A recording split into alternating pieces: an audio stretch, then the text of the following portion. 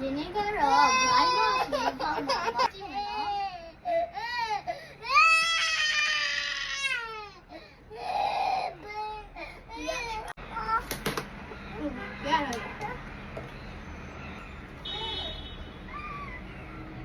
်တမီဘာလဲမလဲမဒီကလေးရမယ်အဲ့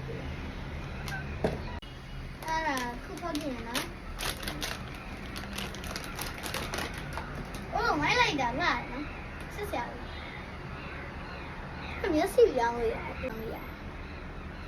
ဒါ original အားဒါကလိုက်တော့ဒီမျိုးလုံးလေးစစ်စရာ